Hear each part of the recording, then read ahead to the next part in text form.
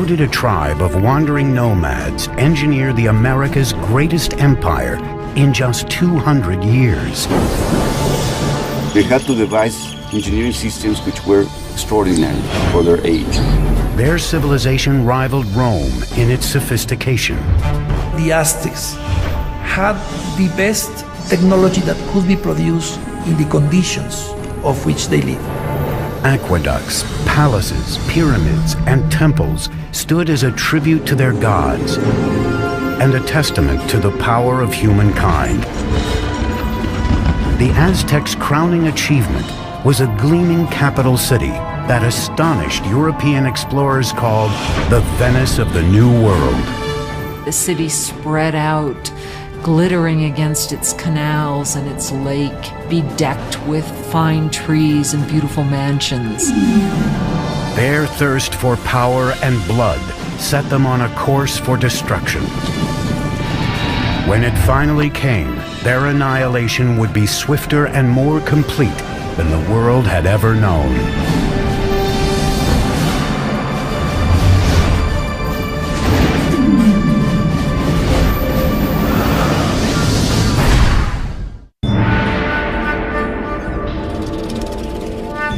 (1325 AD), central Mexico, near modern-day Mexico City. A young girl, just a teenager, is celebrating her impending wedding. She is the daughter of a tribal king, and she is about to join a new tribe that has been a guest of her kingdom. That tribe is now known as the Aztecs. As part of the ritual, 5 Aztec noblemen lead her to an ancient temple for the ceremony. But as she reaches the top, the noblemen suddenly veer her away from the altar and onto a slab of stone in front of the temple, one used for sacrifice. Each man holds a limb, while a 5th lifts an obsidian knife high in the air.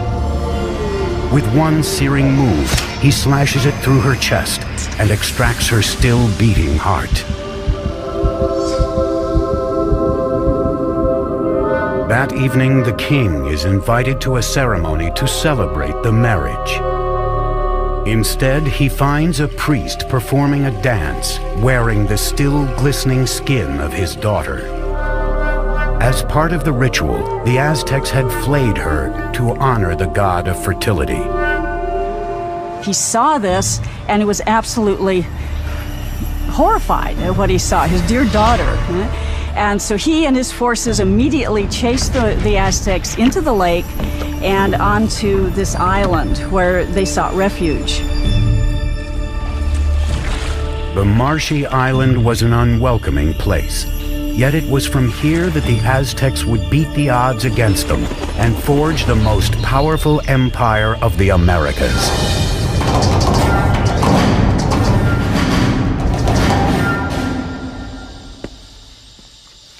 Hi, I'm Peter Weller.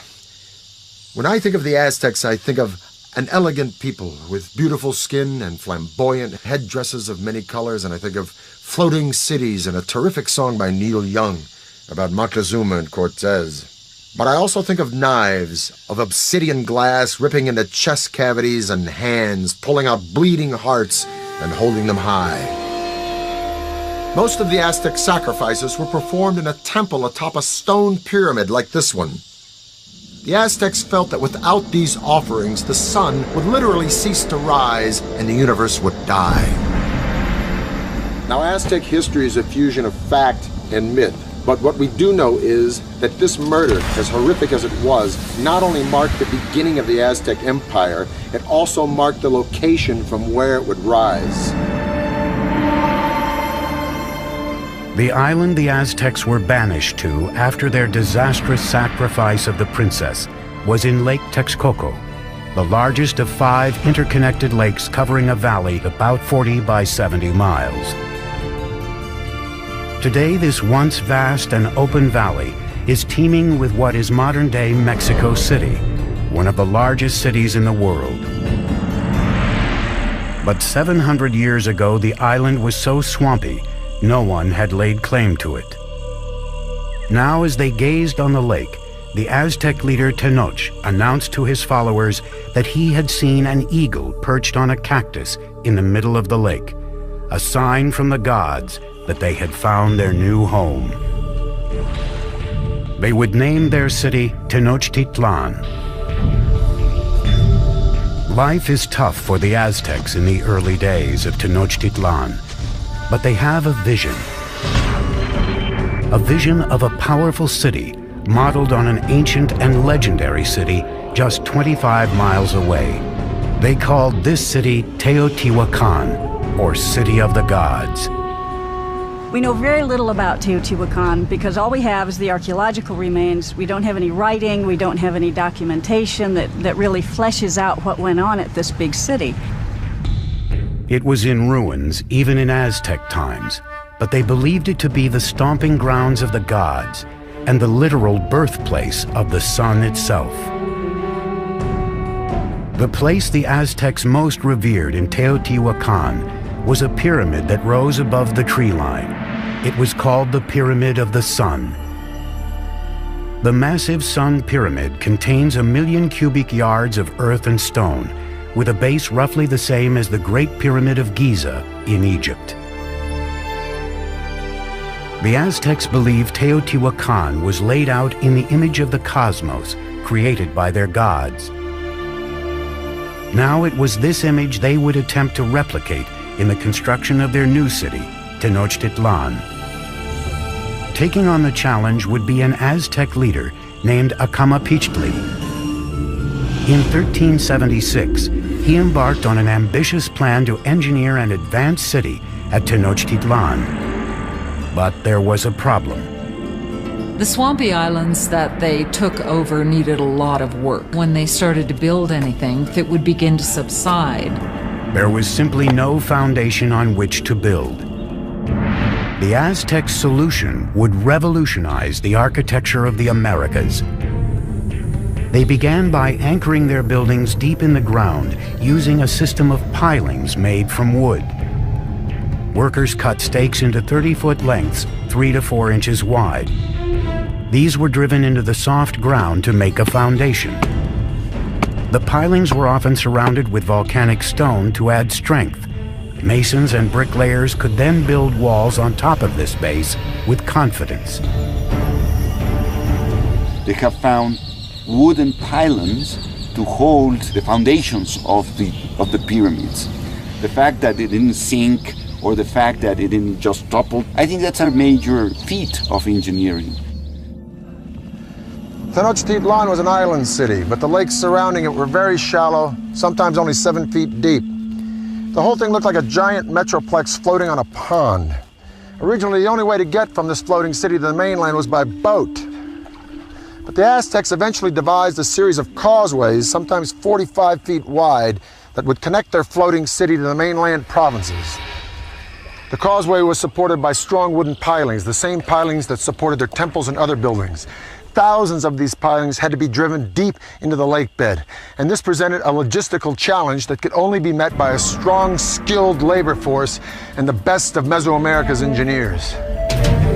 To build a causeway, 2 lines of stakes were laid out. Then the space between them was filled with stones and earth until it reached several feet above the water level. This allowed the road to support enormous weight. These causeways were built very straight, they were very wide, with bridges that would open up that connected the city to the north, to the west, and to the south. The roads enabled the Aztecs to transport larger, heavier materials for building. But this presented a new challenge. There were no beasts of burden in Mesoamerica, so everything had to be done with humans. No carts, no wheel. Small loads would be carried on the back with a rope hung from the forehead. Large items like stone blocks or sculptures for a temple would be dragged by huge numbers of men pulling ropes, possibly using logs as rollers. Legend has it one stone bound for a temple required a force of 50,000 men to drag it from the mountains on the mainland across the causeway and into the city. The causeways would also present the Aztecs with a new way to get fresh water to Tenochtitlan. In the past, the Aztecs had transported water in canoes from the shore. But a huge boom in the city's population meant they needed a higher-tech solution to keep up with demand. They wanted to use water from the springs on the mainland, and so they wanted to build an aqueduct. But the springs were under control of the dominant tribe in the region, the ruthless Tepanecs. The Tepanecs were the controllers or the dominators of all the valley. They had a very strong empire. So they were the lords of the valley. So the Aztecs were tributary subjects to them. As the Aztec population grew, tensions with the Tepanecs began to simmer. Now the Aztecs decided to issue an ultimatum that could change the balance of power in the region. The people of Tenochtitlan not only demanded that the Tepanecs give them the water, but also demanded that they help construct the aqueduct. The Tepanecs' answer was swift and brutal. The Tepanec king, Maxtla, sent assassins who murdered the reigning Aztec leader in cold blood. This was the final straw. After decades of domination, the Aztecs would finally make their move and wage war against their ruthless overlords. And they would launch a series of wildly ambitious building projects around their growing island city that would earn them a reputation as the greatest engineers of the Americas. It is 1428, and the Aztecs have declared war on their overlords, a tribe called the Tepanecs. But to defeat the Tepanecs, they would need a little help from their neighbors. The Aztecs approached the nearby city-state of Texcoco. There, a decisive leader was on the rise. His name was Nezahualcoyotl, and his domineering leadership would be instrumental in forging the Aztec Empire. With Nezahualcoyotl at their side, the Aztec underdogs would go for the jugular. They launched an all-out attack on the Tepanec capital. After a siege of more than 100 days, they broke through Tepanec defenses and slaughtered their oppressors. After capturing the Tepanec king, Maxtla, King Nezahualcoyotl personally cut out his heart and sprinkled his blood into the waters of Lake Texcoco. Suddenly, the tables had turned. That is the exact moment of the beginning of the empire, and the Aztecs became the leaders of the Valley of Mexico. After conquering the Valley of Mexico, the Aztecs could now turn their attention to bringing clean water to their growing city. Remarkably, the Aztecs would independently design and build something that only a few world empires would master: the aqueduct. The aqueduct actually had two channels, each about 5 feet high and 3 feet wide. One would be cleaned and maintained, while the other was being used so the water flow was never interrupted. The twin-tube aqueduct ran for 3 miles from the mainland to the center of the island city. In town, water streamed into public fountains and reservoirs, and was distributed to the public in large clay jars or by canoe. In comparison to the Europeans, the Aztec were a very clean people. We know that the Aztec emperor bathed twice a day, so in terms of hygiene, the Aztec people was much more advanced than the Europeans. While the Aztec nobles were bathing in luxury, at this time in Europe, plague caused by unsanitary conditions was killing millions. King Nezahualcoyotl's own bath was one of the most unique in the Americas.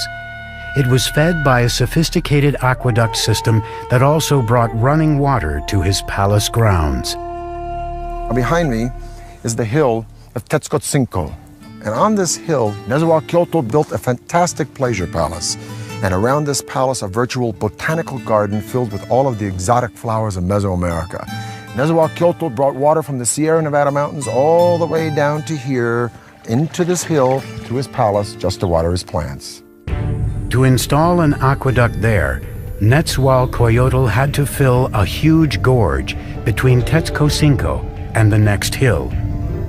As the water arrived at the first hill, it gathered in small pools built to control the speed of the flow before it reached the aqueduct. After crossing the aqueduct, the water ran in a circuit around Texcocinco Hill, spilling off over the sides in rock-cut waterfalls to water the gardens. It ended up in a nearly perfectly round rock-cut pool called the King's Bath. And from here, he could look upon his domain at Texcoco, and he could look down at the botanical gardens that he was watering with his fantastic aqueducts. It is indeed a bath fit for a king. By the mid-15th century, with their empire on the rise, it was time for the Aztecs to choose a sovereign leader. He was called Moctezuma, and he would be the first of two emperors with this now famous name. Moctezuma's first order of business was to extend the empire's borders. The Aztecs captured city-states southward to the valley of Oaxaca, westward to the Pacific, and east toward the Gulf of Mexico. By 1449, the empire contained as many as 15 million people. In the short span of 100 years, the Aztecs accomplished the impossible. They had toppled the Mesoamerican world order. But while the Aztecs dominated militarily, their island city was vulnerable to a different kind of enemy. Like New Orleans, Tenochtitlan was constantly doing battle with water. And one of Moctezuma's first projects was to protect his city from the deluge of water surrounding it. This is what is left of Lake Xochimilco, in the southern part of Mexico City, in Aztec times, the city of Tenochtitlan. This lake, like the other four lakes that surrounded the city, were spring-fed. Thus there were no rivers or streams into which it could drain. And if it rained hard enough, the water would rise up and sweep over the land and into the city itself.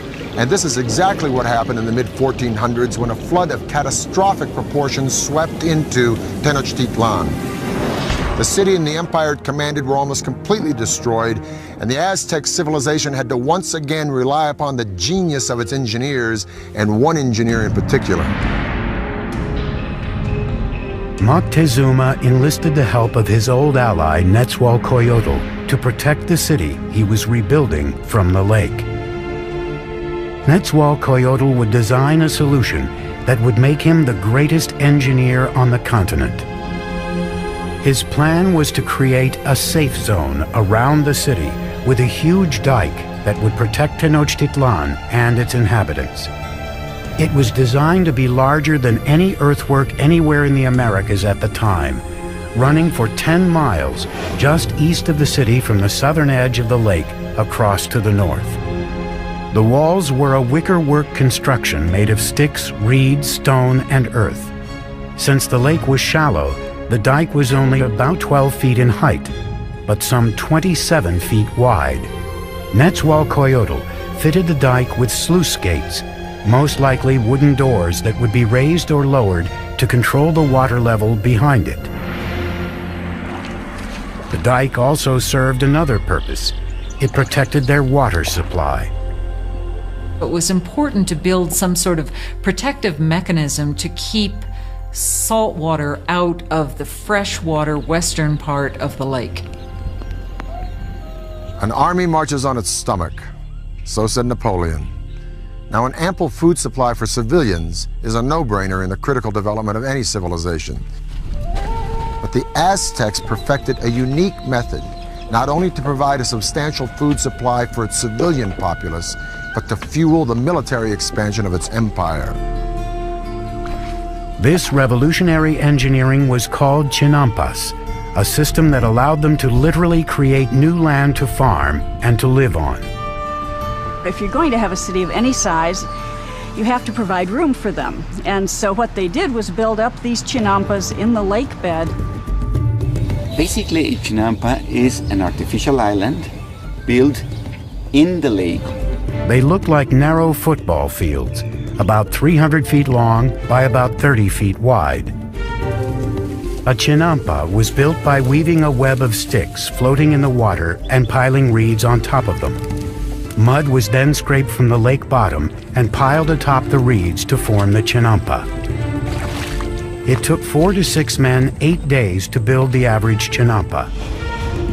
They were connected to the city by massive navigational canals that would take thousands of men months to build. A chinampa like this one could produce up to 7 crops a year, whereas a farm on the mainland could yield 1, maybe 2, maybe 3 at the most. As a crop was ready to harvest on a chinampa, seedlings from another would be sprouting out of mud that would be spread on a boat adjacent to the chinampa. Then when the seedlings were ready, they'd be transported to the chinampa, and this cycle would be repeated over and over and over again on hundreds and then thousands of chinampas. Now, it was this technology that transformed Tenochtitlan from just another tribal town in the 14th century to a dominant and thriving city-state. With their city's infrastructure in place and vast lands under their control, the Aztecs would push the boundaries of their empire further than ever before. They'd create a far-flung network of roads, Aztec superhighways. But as the empire grew, so too did their practice of human sacrifice. Soon, rivers of blood would be flowing through the streets of Tenochtitlan.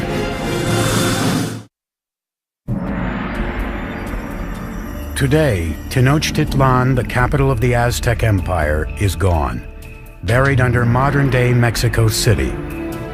But 700 years ago, it was a shining capital on the rise, built by advanced engineers and led by larger-than-life emperors. By the late 15th century, the Aztec population had exploded. Their next great emperor would launch a series of conquests that would rival anything in world history. His name was Ahuitzotl, and he would prove to be an even greater warrior than his grandfather, Moctezuma. By 1502, Ahuitzotl had conquered territory from Mexico's Pacific coast and pushed the empire as far south as Guatemala. His reign was kind of like a golden age. He was a king that opened up transport routes to the coastal areas and to lowland areas where the Aztecs got their greatest luxuries, these shimmering tropical feathers, the gold, the precious stones that the nobles and rulers wore as symbols of their station in life. To transport riches to the heart of the empire, the Aztecs constructed a network of superhighways throughout central Mexico. Relay runners were stationed every few miles to create a sort of ancient Federal Express. Messages or goods could be sent 200 miles from the Gulf Coast to Tenochtitlan in just 24 hours, faster than the postal service today. With the empire at its height, the Aztecs under Ahuitzotl embarked on their greatest construction project, a massive pyramid at the very center of Tenochtitlan, the symbol of their absolute power. It was called the Templo Mayor, or Great Temple. The base of the pyramid was 240 feet deep by 300 feet wide and rose to a height of 15 stories. There were at least 117 steps in 2 staircases climbing 200 feet, leading to twin temples to honor the gods of rain and war. The temple was rebuilt on the same location 7 times, beginning in 1325 with the city's founding. As the empire grew, so did the pyramid. Each stage was simply built right on top of the stage before. The Temple Mayor was built mainly with a stone called tezontle, that is volcanic stone. It's a very lightweight stone that would prevent the sinking of the temple. For floors and walls, the Aztecs applied a lime plaster, which was a form of concrete. Some examples found today remain as hard as modern concrete, even after 500 years. Aztec workers labored for decades to complete their monument to the gods. The temple remained buried until 1978, when power company workers digging a trench accidentally uncovered a huge carved stone and discovered the temple ruins next to it. The disc, 11 feet in diameter, weighs 8 tons and depicts the dismembered body of the goddess Coyolxauhqui. Coyolxauhqui was the moon goddess, but her brother murdered her because she became pregnant in a very shameful way. Now, the Aztecs weren't prudes by any means. Matter of fact, nobles had many wives and concubines, but amongst the commoners, particularly women, adultery was a no-no and severely punished, often by death. So according to legend, the moon goddess's brother cut her head off, and after he decapitated her, he shoved her body down a hill. The Aztecs reenacted this killing literally and frequently in festivals throughout their calendar year. They would decapitate their victims at the top of a pyramid like this and then push the carcasses down the steps to the great stone at the bottom. For the Romans, their most precious treasure was gold. For the Egyptians, it was the afterlife. For the Aztecs, it was human blood. They felt a sense of reciprocity with the gods. So they needed to give a thanksgiving to the gods, giving the most precious thing they had, that was human blood. The Aztecs called it precious water, and they believed that if the gods didn't receive it in massive quantities, the world would end in apocalypse. It was common practice to adorn the walls of the insides of the temples with fresh human blood. And the smell must have been appalling. To dedicate his expansion of the Great Temple, Emperor Ahuitzotl held a mass sacrifice. The heads of victims were displayed prominently on skull racks around the temple. According to some chronicles, they say that there were sacrificed 20,000 people. From a practical point of view and from a scientific point of view, it sounds impossible. So I think that the chronicle that is written by Spanish sources is basically telling us that to their eyes they were many. As Ahuitzotl's reign continued, the bloodletting skyrocketed. Life in Tenochtitlan soon became an orgy of death. Friends and enemies alike would be brought in to witness the sacrifices. It's always ritual. Sacrifice is always a ritual event, but it was also a political statement, and it was a form of intimidation. By the time of Ahuitzotl's death, the Aztecs had institutionalized sacrificial killing and turned killing on the battlefield into an art form. They were the America's fiercest fighters, an elite cadre of whom would have a spectacular new mountainside temple dedicated to them. But even they were not prepared for the war of the worlds that was about to descend upon them.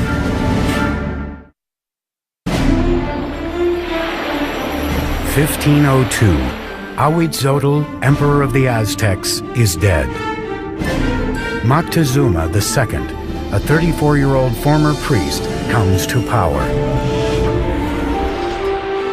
A world away in Spain, an 18-year-old notary named Hernan Cortés is preparing to cross the Atlantic to join in his country's conquest of the New World. This is the zenith of the Aztec Empire. It now covers at least 80,000 square miles, reaching out from Tenochtitlan to both coasts and as far south as Guatemala. Some 25 million people are subject to Aztec rule. 38 provinces containing innumerable city-states are paying them heavy tribute, making the emperor and nobles fabulously rich. The city spread out, glittering against its canals and its lake, bedecked with fine trees and beautiful mansions. And Moctezuma II presided over it all. He was known for his statesmanship and military skills. A tough leader, he slaughtered the population of towns that wouldn't bend to his rule. But privately, he was troubled. It seems that Moctezuma was a passive individual, perhaps even a depressive individual. Legend says that when he witnessed a comet streaking across the skies over Tenochtitlan, he spent the rest of the night in tears. As the weeks went by, he became increasingly paranoid. But at the height of his obsession with the supernatural, a very real threat approached from across the sea. Spies posted along the Gulf Coast reported strange sightings offshore that they were at a loss to describe. They never have seen a boat, so they didn't even have a word to describe that. So the Indians refer to those boats as mountains that move in the water. In 1519, after sailing from Cuba, Cortés landed with 11 of these floating mountains and 500 men on the Gulf of Mexico, 200 miles southeast of Tenochtitlan. The tribes were astonished by these men with metal armor and animals they had never seen. As he moved inland, tribes who resisted were brutally slaughtered, but many others were happy to provide him with provisions and men. One of the ways in which one local lord down on the Gulf Coast curried favor was to give Cortés and his company a group of women who were to not only provide for them in housekeepers sort of manner, but were also clearly meant to be courtesans as well and provide sexual services to them. But among the concubines, one in particular caught the eye of Cortés himself. She was the daughter of a chieftain who had been sold into slavery and was called La Malinche. They developed an intimate relationship, and in time she bore a son to him. And he would have been one of the first people of mixed blood in the New World. But she was much more than a mistress. She became an interpreter for Cortés, and her role expanded to advisor and intermediary between him and the Aztecs. Not only was she his translator, but she could also tell him about things that were being said that he was not intended to hear or understand. Moctezuma's network of relay runners kept him apprised of the Spaniards' movements. It was clear they were headed for his city. As he advanced toward Tenochtitlan through the summer of 1519, Cortés amassed an army of thousands. Moctezuma's army of warriors numbered in the hundreds of thousands. They wore animal costumes on the battlefield to intimidate their opponents. Part of it was spectacle. You had just incredible costumes that the different warriors would wear. The most important warriors were knights, dressed as jaguars and eagles. The Aztec knights were initiated into their orders at sacred ceremonies at special temples like this one. This is the cave temple at Malinalco, one of 6 temples on this remote mountainside, a few hours south of Mexico City. It was finished by Moctezuma II around 1502, shortly after his coronation. Now, over in Europe, Michelangelo was pounding out the David for the Republic of Florence. But while Michelangelo was carving the David, the Aztecs were here carving this temple right out of the side of this mountain. And it is the only temple in the entire Western Hemisphere built in this manner. At the bottom of the stairs of Cuauhtli are the sculptures of 2 jaguars. On each side of the door there are the remnants of 2 warriors. Now the door itself represents the open mouth of a giant serpent. You can literally see its tongue coming out of the room. The Aztecs believed that this was the entrance to the womb of the earth. Now the privileged warriors would come here, go into the room with sculptures of eagles, have their noses pierced, and offer blood and sacrifice to Huitzilopochtli, the god of war. But this would be by no means the last time these Aztec warriors would spill their blood. The first meeting between Cortés and Moctezuma would be peaceful, but the conquistador knew a huge and bloody clash between the old world and the new would soon take place. and the annihilation that ensued would become one of the most frightening events in the history of the Americas.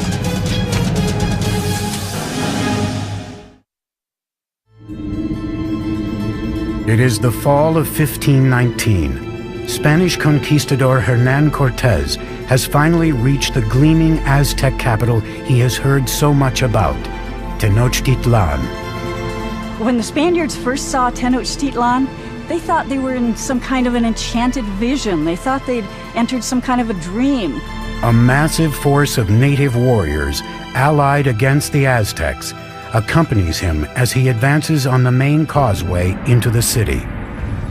The meeting of Cortés and Montezuma on a causeway approaching Tenochtitlan had to be one of the most remarkable events in world history. It's really a meeting of two different worlds. And Cortés offered his hand, but the minute he started to do that, to actually touch Montezuma, the noble attendants around Montezuma pushed Cortés away and said, no, no, no, that's a total indignity. Nobody touches Montezuma, the great lord of the land. The meeting of the two worlds was peaceful, but fraught with tension. Moctezuma by this time had become increasingly impulsive and prone to bouts of hysteria. So the encounter was an encounter of sensing the forces, no, in each side. But the Aztecs had a diplomacy and a warfare system that was somewhat naive in comparison to the very tricky and sly system of the Europeans. Moctezuma invited the Spaniards to stay in one of his palaces. It would prove to be a catastrophic mistake. As the Spaniards entered the city, they were so awed they thought they were dreaming. At the heart of the city stood the emperor's colossal palace. The palace of Moctezuma II was a massive complex spread across 6 acres near the Great Temple. One of the Spaniards noted that every day at Moctezuma's palace, 600 nobles gathered, and they would hear the word of their emperor. Moctezuma received the Spaniards in a large reception chamber just beyond the main entrance, designed to make the emperor appear omnipotent. But Moctezuma's palace would be the last ever built by the Aztecs. Not a week into their visit, the Spaniards went for the jugular, kidnapping Moctezuma.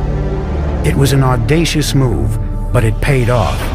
The empire appeared to be theirs.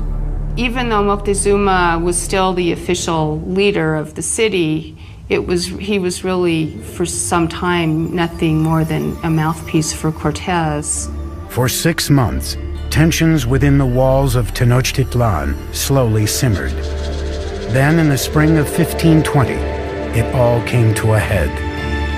One morning, Spanish soldiers interrupted a sacred sacrifice and slaughtered those taking part. The move sparked an uprising. For the Aztecs, the Spaniards had committed an unspeakable sacrilege. The city became engulfed in chaos as the Aztecs marched on Moctezuma's palace.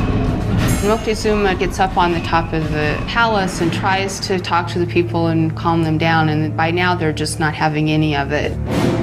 Moctezuma had become nothing more than the Spaniards' puppet, a betrayal so great in the eyes of his people, they pummeled him with rocks and arrows. Shortly after, Moctezuma's lifeless body was tossed from the palace walls. Whether he died at Spanish hands or from injuries inflicted by his own people may never be known. And the Spaniards at that point decide this would be probably a good time to leave the city. On the night of June 30th, 1520, the Spaniards attempted to escape under cover of darkness. But they can't separate themselves from the plunder that they've gotten so far, so they're weighted down with all of the things that they want to take with them. They were easy targets for the Aztec warriors, who caught them on the causeway. Bodies quickly piled up in the water. 400 Spaniards were killed along with several thousand of their Indian allies. That escape has come to be called the Noche Triste, the sad night. Cortez and a few others managed to escape with their lives. The Spaniards would now destroy the shining city of Tenochtitlan for good. He would begin by severing the lifeblood of the city, the aqueduct. As hundreds of thousands of people within the city's walls were without water, Cortez created a blockade around Tenochtitlan to cut off all outside supplies of food. So the idea of this blockade was to try to make surrender the city by hunger. And the Aztecs had a tremendous resistance, so they couldn't be defeated easily. And what they decided to do is to mount an attack both by land and by sea. For centuries, the lake around Tenochtitlan was a barrier against invaders. But Cortez would find a way around that. He had thousands of his Indian allies carry ships in pieces up thousands of feet over the mountains to be assembled and launched into the lake. May 1521. Cortez unleashes his massive army in a final decisive attack on Tenochtitlan. 600 Spaniards, including 100 cavalrymen and upwards of 50,000 of their Indian allies, clash with the Aztec defenders of the city on its grand causeways. Brutal fighting continued for months. Day by day, Cortez razed the city block by block. He and his Indian allies were merciless in their systematic slaughter of the population. It was an extremely hard-fought battle, especially in the city precincts. The Aztecs made a last stand at the great temple in Tlatelolco. Warriors lined the steep steps to rain down arrows and rocks on their enemy. But it was hopeless. On August 13th, the final Aztec leader, Cuauhtemoc, was captured and surrendered to Cortez. And that was just the beginning. 20 million would die of disease brought by the Spaniards. By the end of the 16th century, we estimate that the native population had been reduced by about 90%. Modern-day Mexico City has been built atop the rubble of the once majestic city of Tenochtitlan. The Spaniards leveled it during the construction of their own colonial capital, even using stones from the great temple to build their cathedral still standing next to the temple ruins. The Aztec Empire had vanished, and with it, a legacy of astonishing engineering achievements.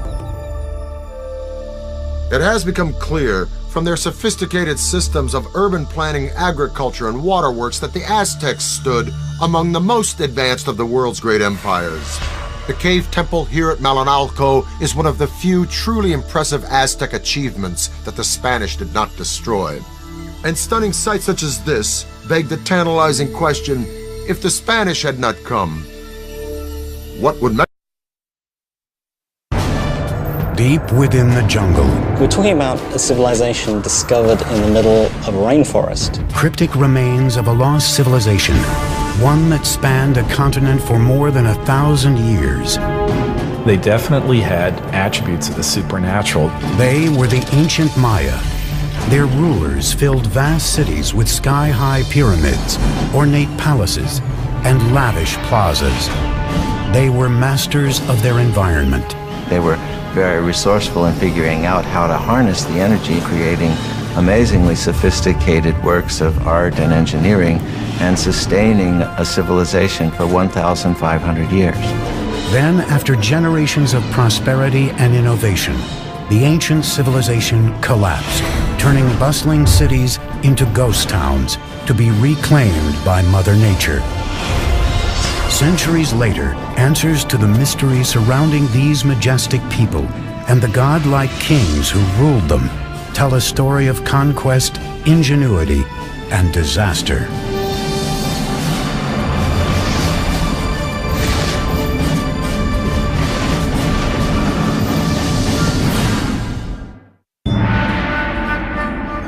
869 AD, in the lowlands of the Guatemalan jungle, the Maya are becoming desperate. Food and clean water are dwindling. Thousands of people are starving. And malnutrition and disease are ravaging the population. The Maya no longer trust their divine rulers to appease their gods. Political turmoil plagues the kingdoms, and one by one the great city-states are being abandoned. The ancient Maya civilization is crumbling. City after city, area after area begins to fail. Cities are abandoned, kings disappear, and what had been classic Maya culture really comes to an end. What happened to this great people? Even today, scholars are still mystified. We know that people began to disappear. The question is, how did that happen? The answer may lie in complex hieroglyphics known as the Maya Code. A hieroglyph is a complex way of conveying all the information that Maya people could think or express, and is the only example in the Americas of a complete, complex system of writing. Today, these cryptic symbols reveal a history of brutal warfare, larger-than-life rulers, and the rise and fall of an enigmatic people.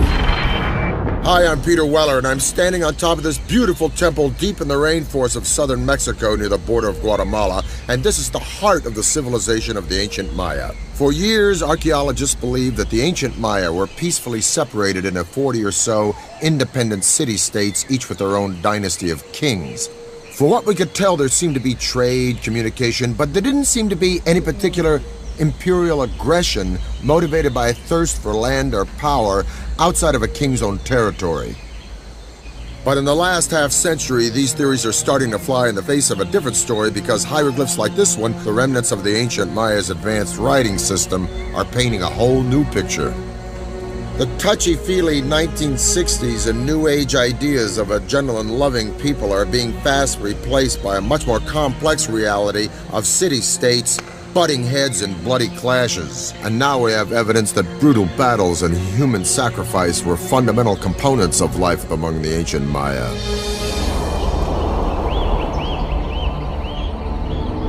But the evolution of the Maya civilization into this complex network of city-states didn't happen overnight.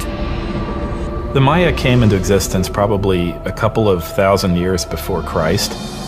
By 500 BC, population was on the rise, and small communities were turning into the first major Maya sites located throughout Central America. Fully organized kingdoms were ruling the region by 250 AD, with mighty rulers at the helm. They had powerful rulers. They were in competition with each other, and sometimes this competition led to war. For the Maya, it was war led by kings in the name of the gods. Maya kings were people like us, but for the Maya, they definitely had attributes of the supernatural. The price of devotion had brutal and sometimes deadly consequences. People owed a blood debt to the gods. It wasn't that they didn't regard human life or human blood highly. Quite the contrary. Human blood and human life was the most precious, the most sacred thing that could be offered to the gods in order to repay the blood debt that was incurred at creation. Bloodletting and human sacrifice dominated the king's strategic thinking. They picked allies and attacked neighbors, all with an eye on appeasing their deities and staying autonomous. Unlike Rome, in the case of the Maya, we're not dealing with one empire. Instead, we're dealing with a series of rival kingdoms. By the 3rd century AD, Maya civilization was flourishing. No one city ever succeeded in dominating all the others, but one seat of power was on the rise. Its name was Tikal. Tikal is one of the few cities that goes strong in the pre-classic period before the time of Christ, and then it just continues pretty much unabated all the way until the end of the classic period.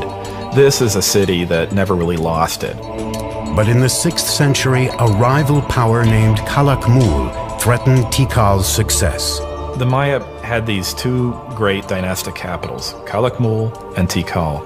Those two cities essentially locked horns. It's really Calakmul that seems to engage in this action in which they engineer alliances all the way around Tikal, essentially boxing in their enemy. It would be up to an ambitious and visionary leader to build a center of military power, one that would take on Calakmul. His name was Yakin Khan Kawil. He would construct one of the most iconic structures of the Maya, a pyramid that would stand the test of time, the Temple of the Giant Jaguar.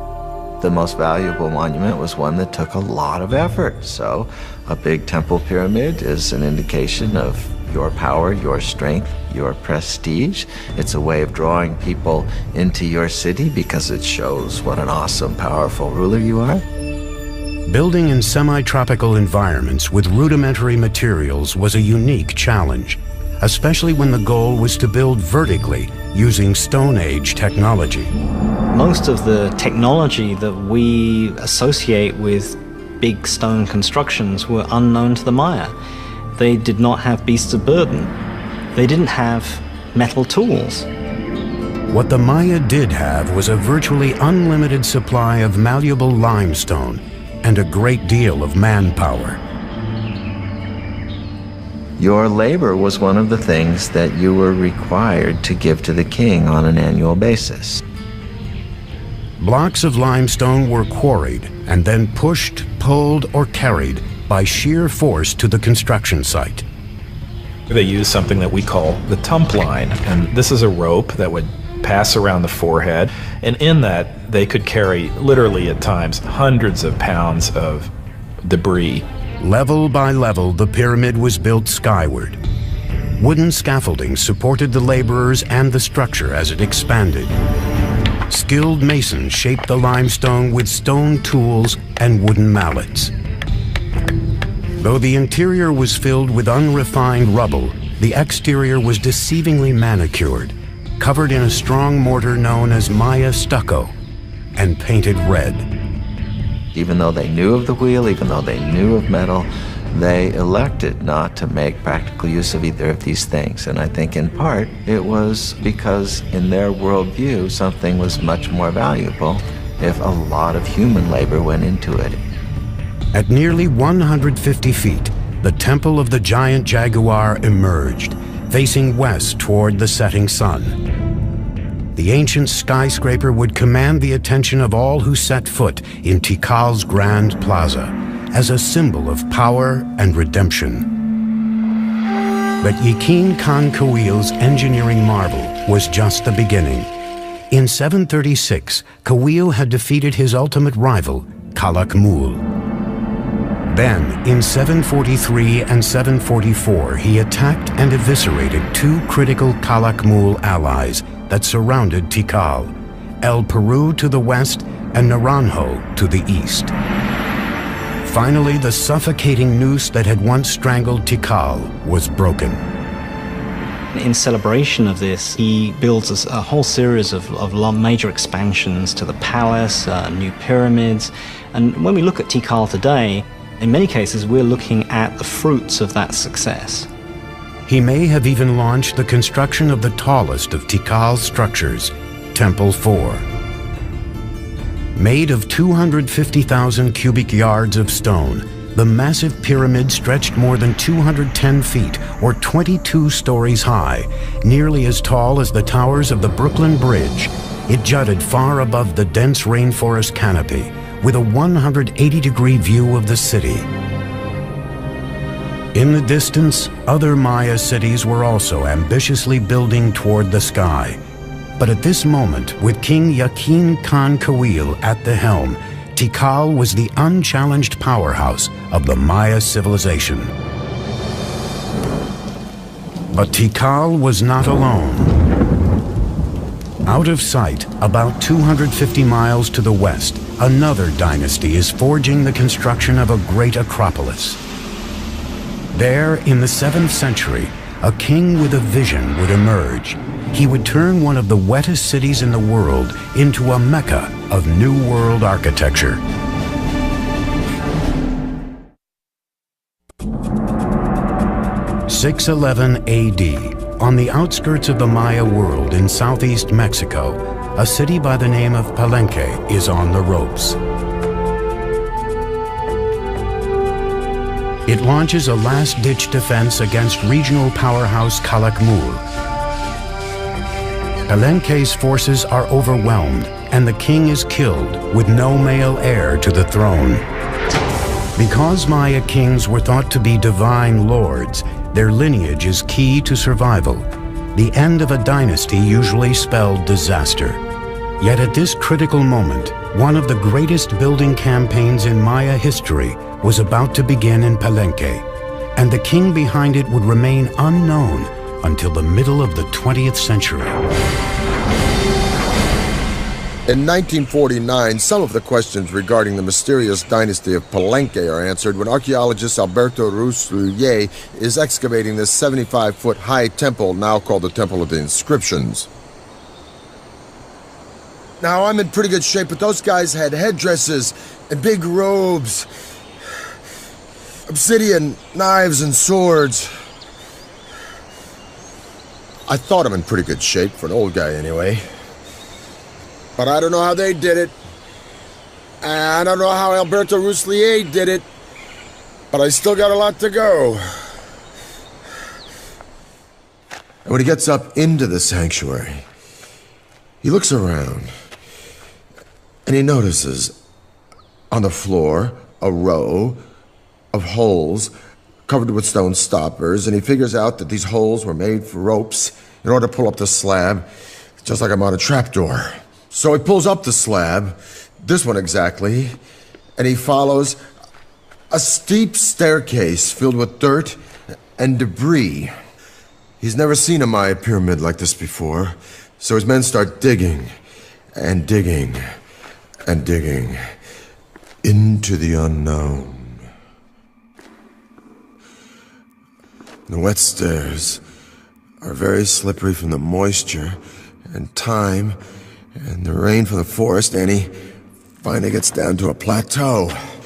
And he notices that the whole pathway doubles back and then continues, and he finds hidden doors, secret passageways, signs that a lot of thought and calculation went into building this structure.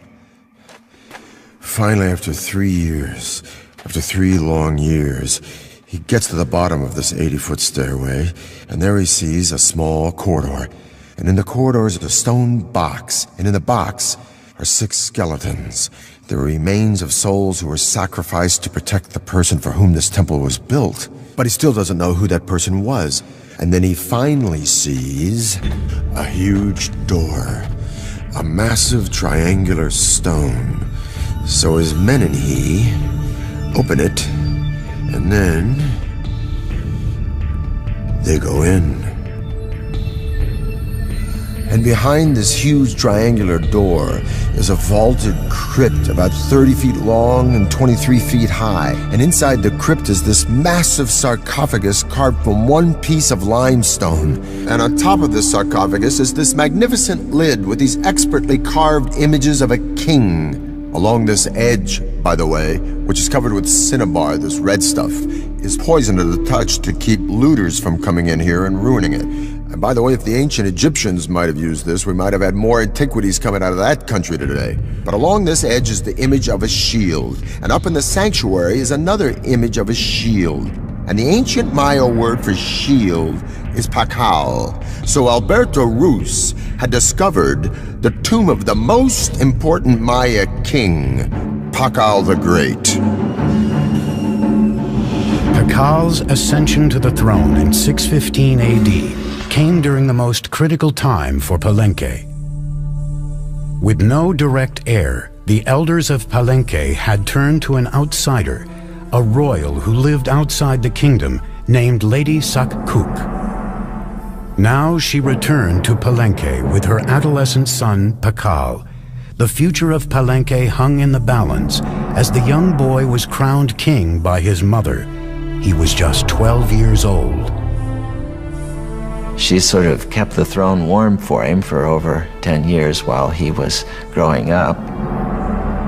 As the young king grew into adulthood, Pakal had to deify himself to legitimize his rule.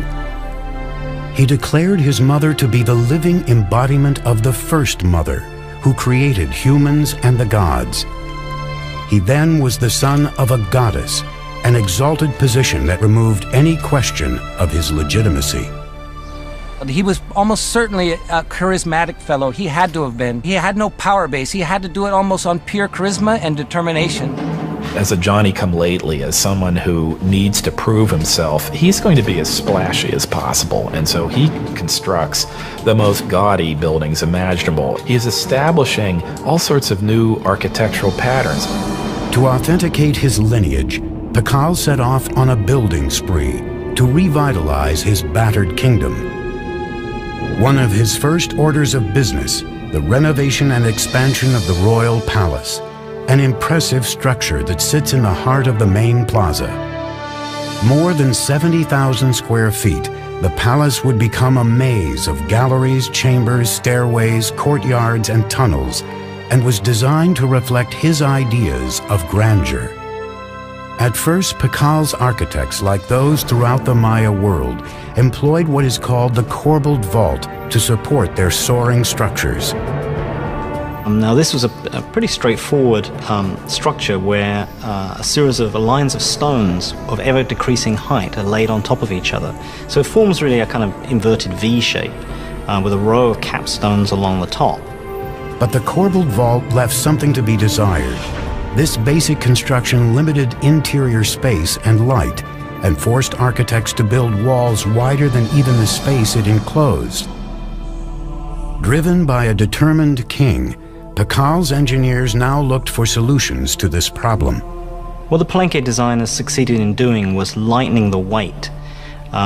They produced sort of honeycomb structures on the top of these buildings. They could make their spans wider, airier, more light could come in.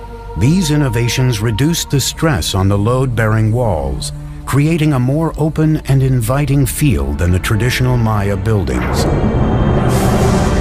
Over 60 years, Pakal's builders became the best in the New World.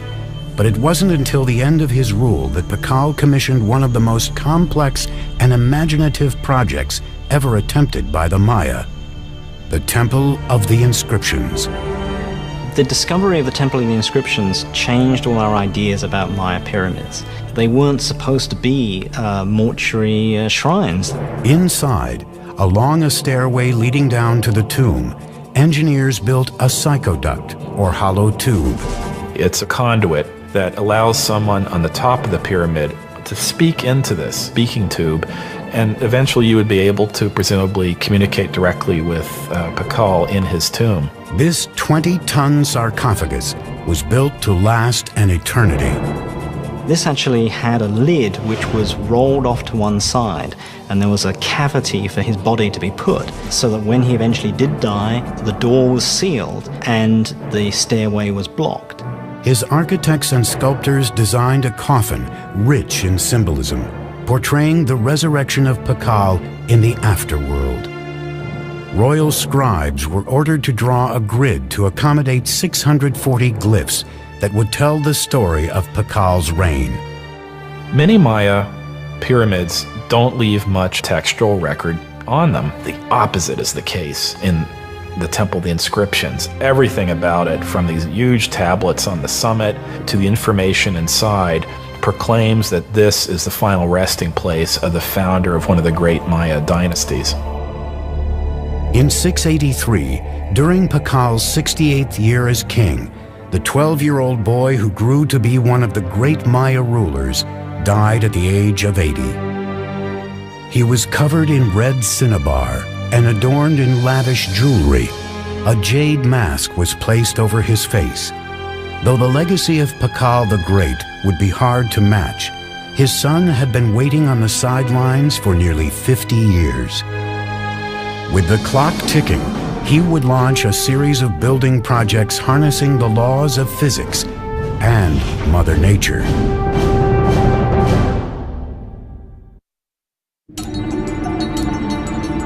"684 AD, The mighty King Pakal has engineered Palenque to be one of the finest Maya capitals ever known. After 68 years on the throne, his body is buried in a tomb that rivals those built for the Egyptian pharaohs. Now it is up to his son to build upon his father's legacy and cement his own reign. His name was Khan Balam. Pakal was the founder of a dynasty, but his son was a great consolidator. He was someone that was going to make sure that that dynasty would continue.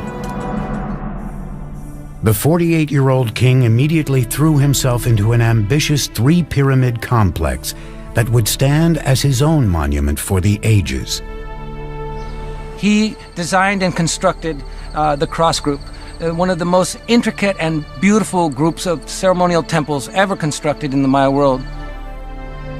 These are his memorial, and they tower above the palace. They look down on the works of his father, and in some ways, I think they represent a statement of individuality, that he himself is going to leave his imprint on the city, just as his father did. He ordered his engineers to build three intricate structures: the Temple of the Cross, the Temple of the Foliated Cross, and the Temple of the Sun. Khan Balam's engineers would take a giant leap forward, using sophisticated geometric calculations unsurpassed anywhere in the world, based on the Maya's creation of a complete number system.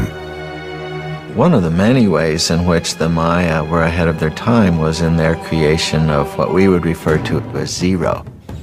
With a simple combination of a shell which represented zero or completion, and then a dot, number one, and then a 5. By just placing them in different positions, they were able to multiply, and reach incredible numbers. The Greeks and Romans were tremendous engineers, theologians, historians, and so forth, but were very limited by their mathematical system because they didn't have a zero. So here you have the irony that they were able to produce great public works, philosophy, and whatnot, but were really pretty lousy mathematicians compared to the Maya. Khan Balam's engineers' advanced mathematical observations may have included the discovery of proportions like the square roots of rectangles and something called the golden mean, a naturally occurring proportion that can be seen in animals, nature, and even the human body as 1 to 1.618. Measure a person from his head to his belly button, and then from his belly button to his feet, you get a proportion very close to 1 to 1.618, the golden mean. Some scholars believe this proportion has been appearing in structures for thousands of years at places like the pyramids of Giza in Egypt and the Parthenon in Greece. Da Vinci's Vitruvian Man is a study of this proportion, and some even say he painted the Mona Lisa using this ratio in her features. With nothing more than some sticks and a cord, Khan Balam's engineers may have been able to measure the square roots of rectangles. In the Temple of the Cross, these shapes would be used to mark the two main piers of the facade, the width of the medial doorway and the interior walls. The golden ratio can be seen in the rear chambers and the base of the structure, with the side wall as 1 and the back wall as 1.618. By using repeated squares and natural proportions in the Temple of the Cross, a beautifully calculated floor plan took shape, full of geometry, mythological history, and a king's own legacy. But not all engineering in Palenque was done with an eye on the afterlife. Palenque's engineers also had to focus on more practical needs. One of the names of Palenque is La Camha, which means place of great waters. We have 4 rivers running through Palenque year-round. We have dozens of springs. We have water everywhere. These riches came with challenges. Palenque was surrounded by steep hills, natural springs and creeks that carved their way through the base of the site, leaving only bits and pieces of flat, water-free land for building. Unlike most Maya cities, the problem facing Palenque wasn't how to store water for the dry season. It was how to deal with an overabundance of water. As you can see, everything is green here. It rains every day. So to meet this challenge, the city planners devised a unique way of diverting the pre-existing streams by building subterranean aqueducts that would channel the water underground, thus saving more land on top for cultivation. These tunnels were lined with limestone and they were covered with our old friend from Egypt and Greece, the corbelled vault. Series of protruding stones, one on top of the other, formed sort of an arch overhead. Now these ceilings were so sturdy they could support the massive weight of Palenque's giant plazas overhead. So the people were walking along with the water rushing underneath them, being diverted away from the city, just like it is where I live today in New York City. What's even more impressive is that there are signs that Maya engineers may have figured out a way to create water pressure. They built water tunnels that ran through the rugged terrain into the city, often directed uphill. As they got closer to the main structures, the pipes got incrementally smaller. Like Roman fountains, the water pressure gained momentum as it coursed through increasingly narrower tunnels, eventually allowing for running water throughout Palenque's buildings. We have beautiful systems of sweat baths and swimming pools and aqueduct. In its day, it would have rivaled any of the Roman aqueduct systems. We don't see this use of water pressure anywhere else, and it doesn't appear again until the Spanish bring the technologies with them. Together, Khan Balam and his father Pakal ruled Palenque for nearly 100 years, pushing Maya engineering to a level never seen before. The future seemed bright for this city on the rise. But its years of glory are about to come to a sudden end. Something is happening in the Maya world that will cause the classic city-states to implode. By the 8th century, Palenque, Tikal, and the other kingdoms of the Maya world were expanding across the continent.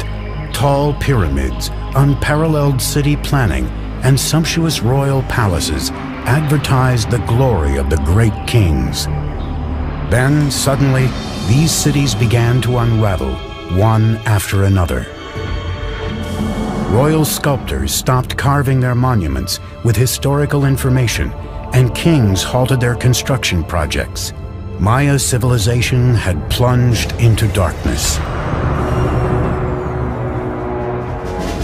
It's not that the entire Maya lowlands is abandoned overnight. It's that, one kingdom falls here and another one 10 years later falls over here, then another one over here. The causes of the Maya collapse remains a great debate among scholars. We're really talking about a society that was pushing itself to the limits. There is no one single explanation for this implosion, but scholars seem to believe that environmental catastrophe led to a full-blown meltdown for the Maya civilization. The soil no longer produced crops, thus lack of food and polluted water produced malnutrition and disease. The Maya could no longer count on their kings to intercede with their gods because their great society was in a death spiral, and their kings, so long counted on for guidance and prosperity, were powerless to stop it. So sadly, but slowly and surely, the people voted with their feet, and the ancient Maya left their beautiful cities forever. There were no signs of mass graves. They did not vanish. Where did the millions of Maya go?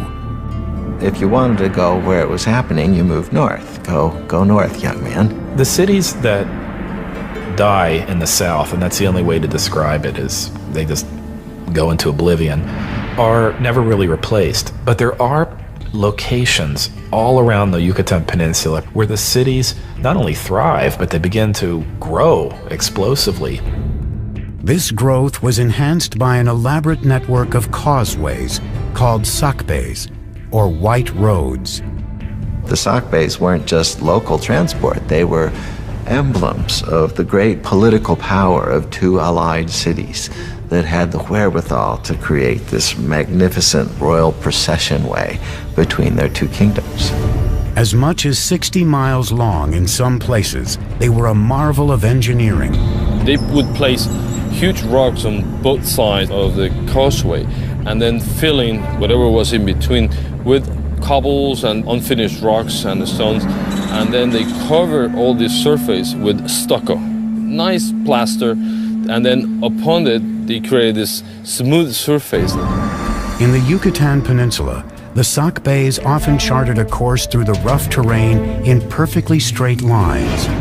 It's not easy to cut a line 60 miles that doesn't deviate even a degree.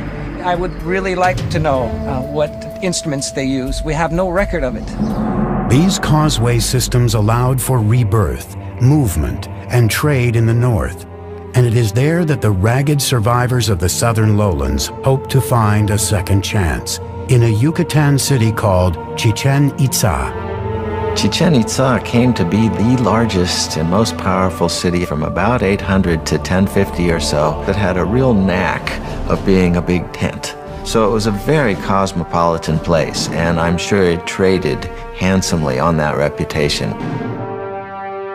One of the buildings unique to the site was El Caracol, an astronomical observatory.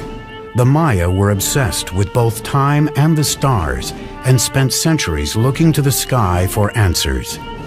The Maya probably had something called a gnomon, which is a series of two crossed bars, and by looking at the intersection of those two bars, they would be able to focus on something.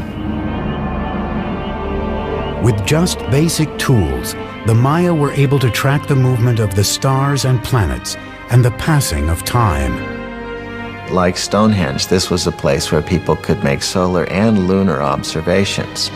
The staircase in the front of the building faced 27.5 degrees northwest, out of line with other structures, but in almost perfect alignment with Venus's most northerly position in the sky. It was closely aligned with the celestial bodies and occurrences, such as the movement of Venus and the solstices.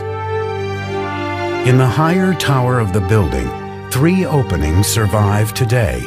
They are small, narrow, and irregularly placed, but they align along astronomical sight lines.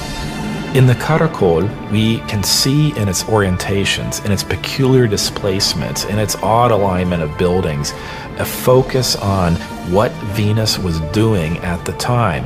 Venus is a kind of variable actor up there in the skies. Sometimes it moves in this direction, sometimes it moves in that direction. The Caracol seems to be about looking at Venus when it's come to the end of a certain kind of motion.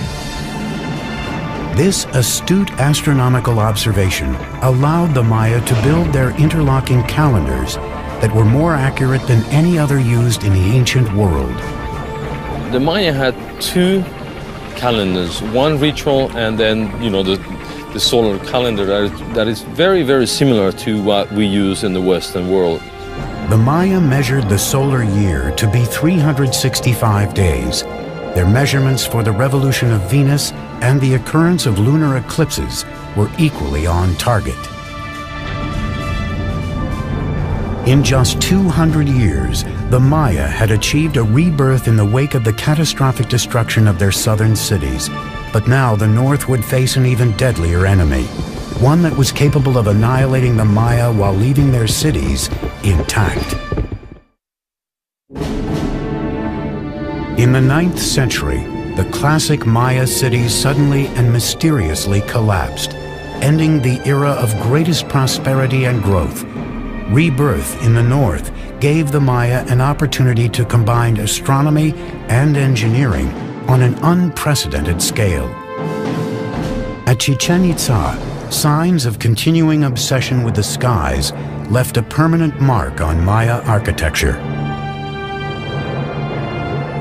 The cornerstone of Chichen Itza was the 98-foot El Castillo, or the castle, built in the 9th or 10th century. The 365 steps equal the number of days in the Maya civil calendar. 52 panels on each side represented the Maya's 52-year cycle. 9 terraced levels equaled the 18-month Maya solar calendar. And the temple's axis was perfectly aligned so that specific shadows were cast twice a year. For any Maya standing and looking at the northwestern sector of the Castillo, they would see a balustrade and then a combination of shadows and the sun hitting that part just before sunset. And then several triangles form, and then at the very bottom of this balustrade you have a nice carved serpent head, a snake coming down from heaven, and that is indicating the arrival of the rainy season. The Maya saw this phenomenon as a manifestation of the deity Kukulkan, the feathered serpent. The Mayas were able to actually record, the equinox. That day in the year where night and day, last the same. Every year, March 21st, you see the descent of Kukulkan. Surrounding El Castillo, the civic buildings took on a new characteristic: spaciousness, with a broad open plaza, temples, marketplaces, a ball court, and colonnades. So the colony hall not only housed the feasting events, but maybe individuals were brought into the plaza. The general public was probably invited, depending on the occasions, to come to the plaza and witness the arrival of this, traders, the merchants. Greek or Roman in appearance, these round columns were used as a new type of structural support and were an architectural first in the Maya world. The benefit of a column is that it allows you to create flat roofs. You're not investing all of your energy in creating stone buildings that are going to be containing corbel vaults, which may or may not collapse. The columns were simple in design. Round drums were placed one on top of the other, filled with rubble in between. A square section was placed at the top, and then flat rooftops made of stucco and wood were added to form expansive covered interiors. It involves people more openly in the life of the building and of what's happening within it than would have been possible with Maya pyramids of the full classic period. Those pyramids are mostly about exclusivity. It's about showing a space, holding it up high, but allowing very, very few people to look into it. The open column structures are much more inviting. But the welcoming atmosphere didn't last long. After more than 200 years of domination over the Yucatan, Chichen Itza suffered a fate similar to its neighbors in the south. It mysteriously collapsed. When the Spanish arrived on the shores of the Yucatan Peninsula in 1517, every large cosmopolitan center of the Maya world had been abandoned. Even so, a splintered Maya civilization, living in small villages across the countryside, put up a sustained fight against the conquistadors. They proved difficult to conquer because rather than taking a king captive or an emperor, as they did with the Aztec, they had to conquer one village at a time. And once they moved on to the next village, there'd be one behind them that would then begin to rise in revolt. Maya warriors killed conquistadors by the thousands, but their weapons proved useless against a more potent enemy: disease. Within 100 years, 90% of the population of the New World was gone. The Maya who survived faced further persecution. Friar Diego de Landa had been sent from Spain to convert the Maya to Christianity, and he ruthlessly enforced his religious teachings. Diego de Landa was a young idealist who came to the New World trying to save souls, trying to win converts to what he referred to as the one true faith. But the Maya didn't believe that they should instantly and forevermore reject all of their own beliefs. On July 12, 1562, Landa ordered an auto de fe, or burning of the Maya texts, believing they were the writing of the devil. This was the end of thousands of years of accumulated knowledge of Maya civilization, one of the great tragedies in human history. In a lucky twist of fate, 4 codices survived the inferno and wear and tear of time. By the 19th century, some of these books that happened to escape the clutches of these friars and their destructive urges began to make their way into public attention. Today, their survival story is just another mystery, in the complex history of the Maya. The fact that they were able to sustain an urban civilization in the rainforest for 1,500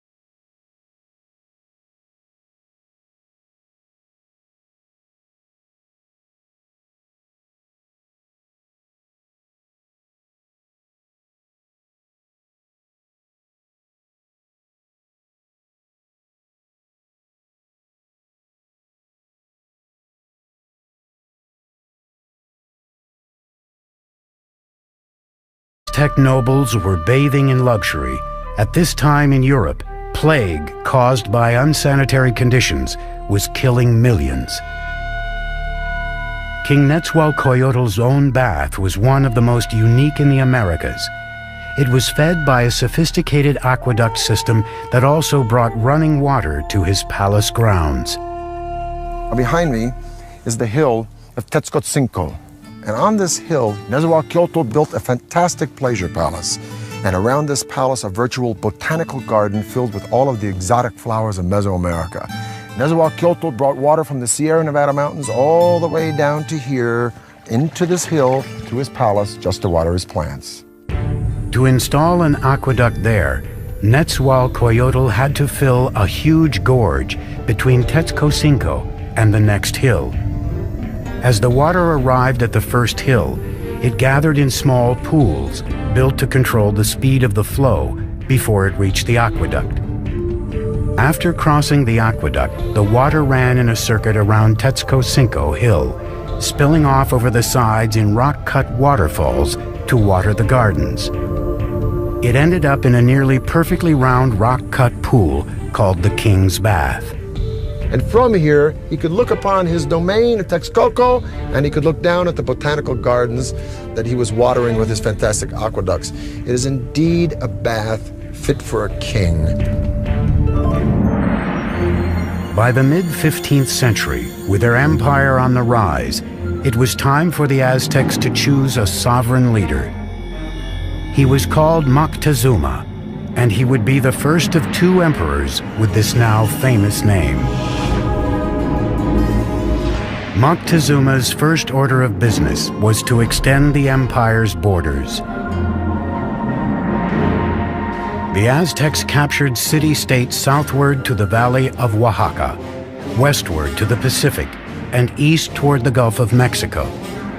By 1449, the empire contained as many as 15 million people.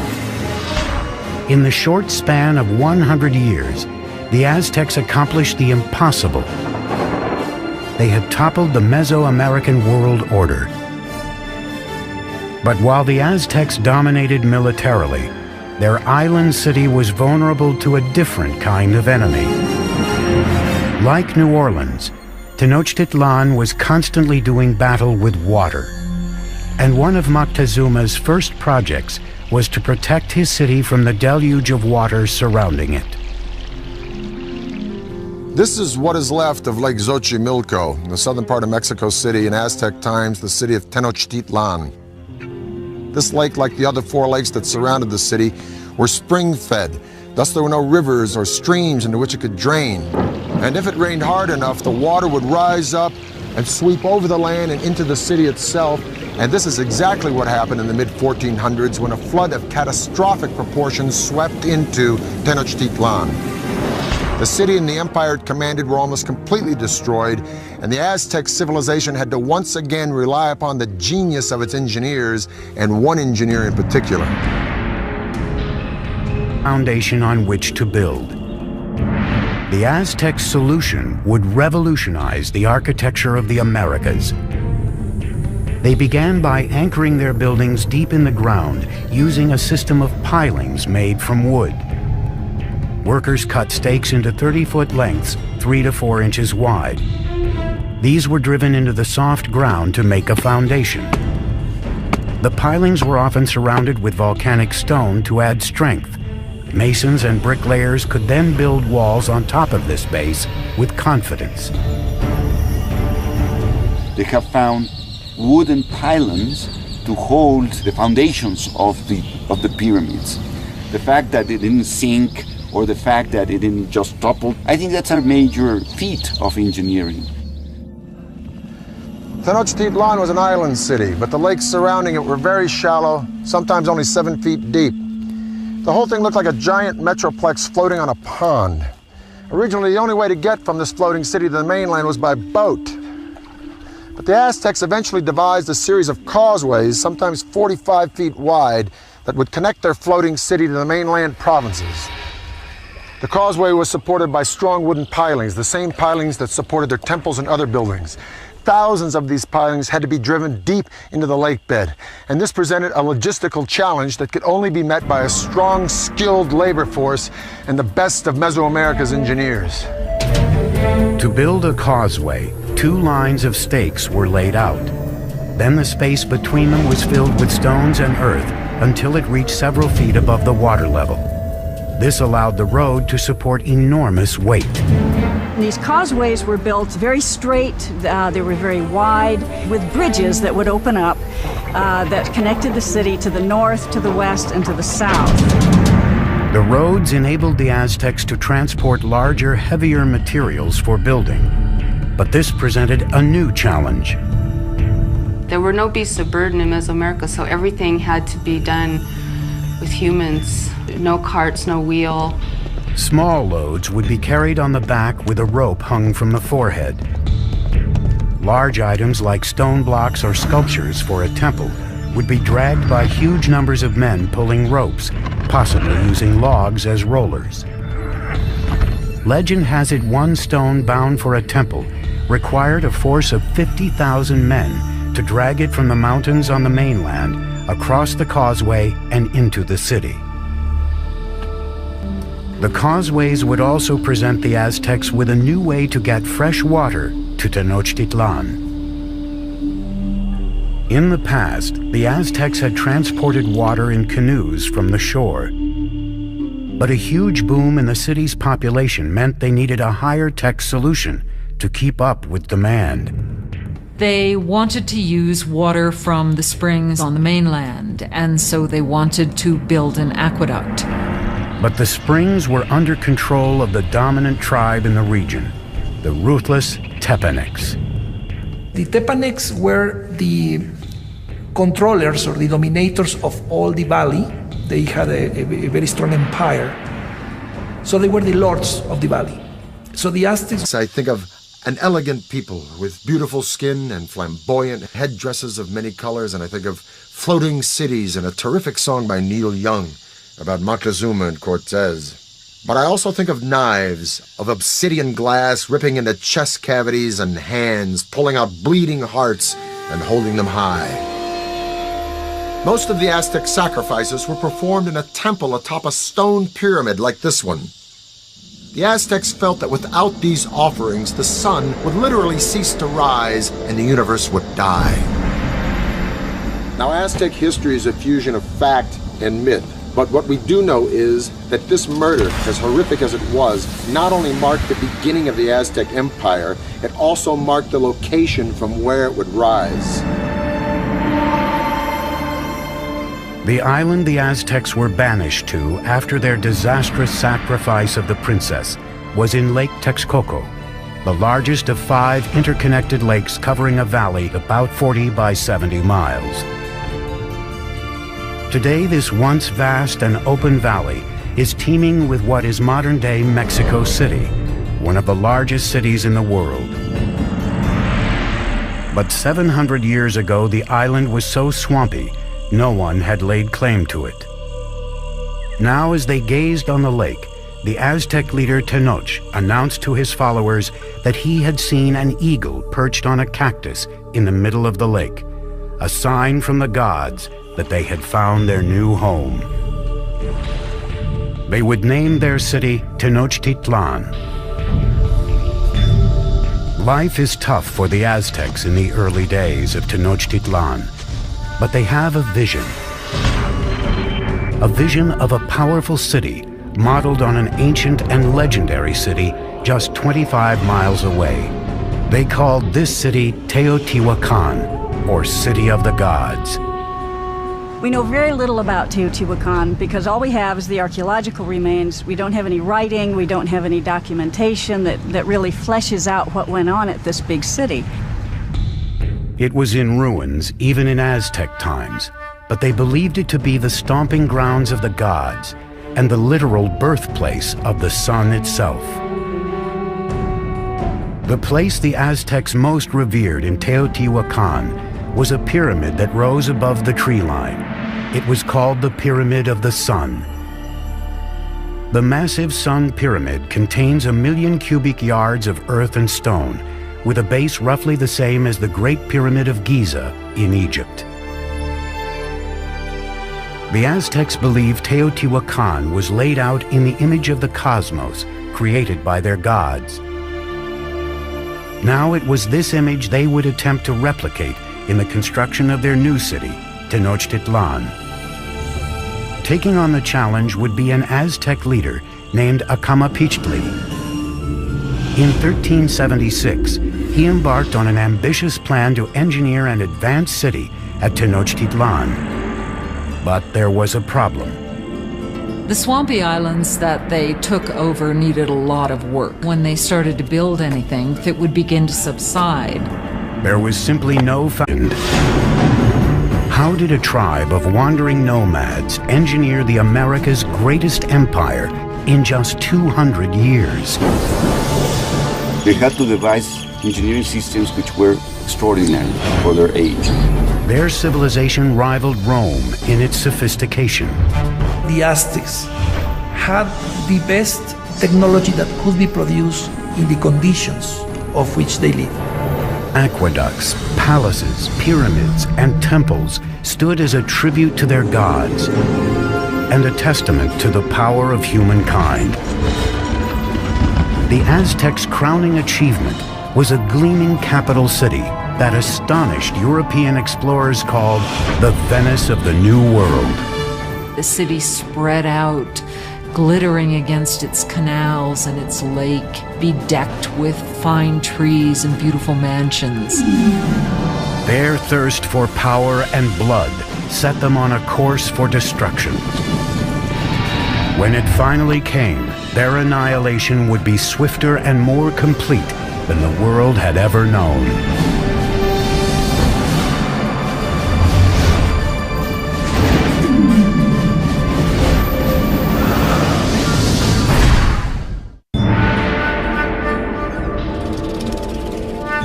(1325 AD), central Mexico, near modern-day Mexico City.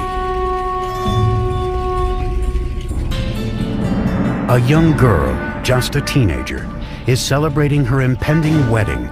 She is the daughter of a tribal king, and she is about to join a new tribe that has been a guest of her kingdom. That tribe is now known as the Aztecs. As part of the ritual, 5 Aztec noblemen lead her to an ancient temple for the ceremony.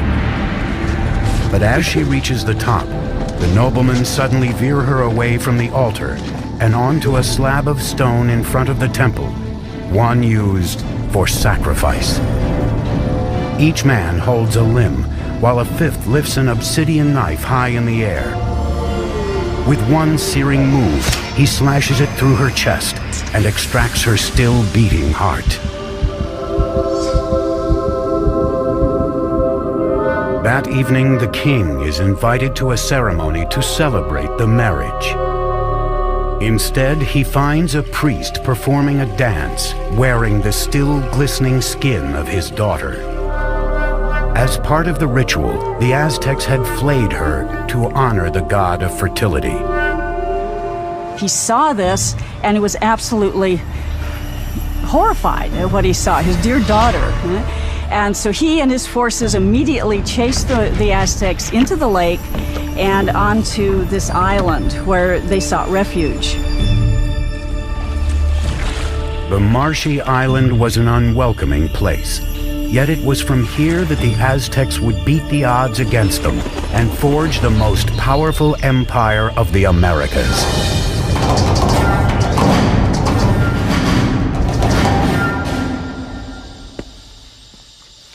Hi, I'm Peter Weller. When I think of the Aztecs, were tributary subjects to them. As the Aztec population grew, tensions with the Tepanecs began to simmer. Now the Aztecs decided to issue an ultimatum that could change the balance of power in the region. The people of Tenochtitlan not only demanded that the Tepanecs give them the water, but also demanded that they help construct the aqueduct. The Tepanecs' answer was swift and brutal. The Tepanec king, Maxtla, sent assassins who murdered the reigning Aztec leader in cold blood. This was the final straw. After decades of domination, the Aztecs would finally make their move and wage war against their ruthless overlords.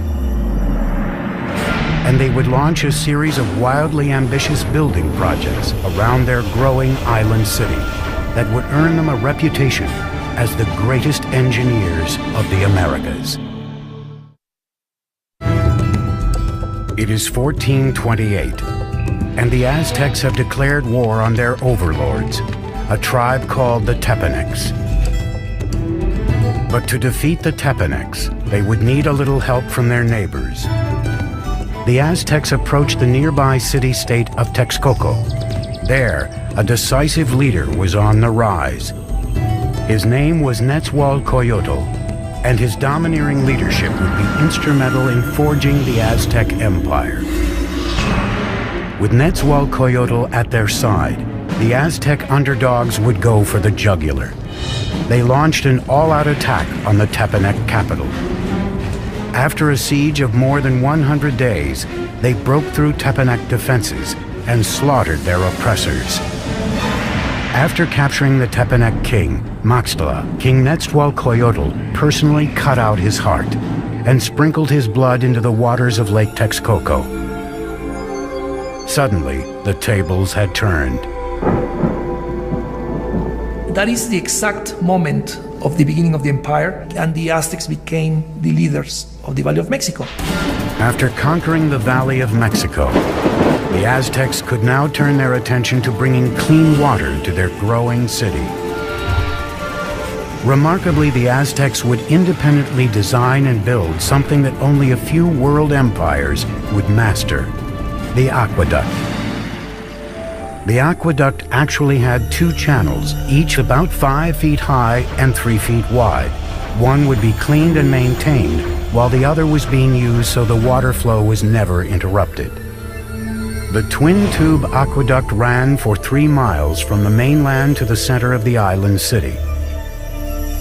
In town, water streamed into public fountains and reservoirs, and was distributed to the public in large clay jars or by canoe.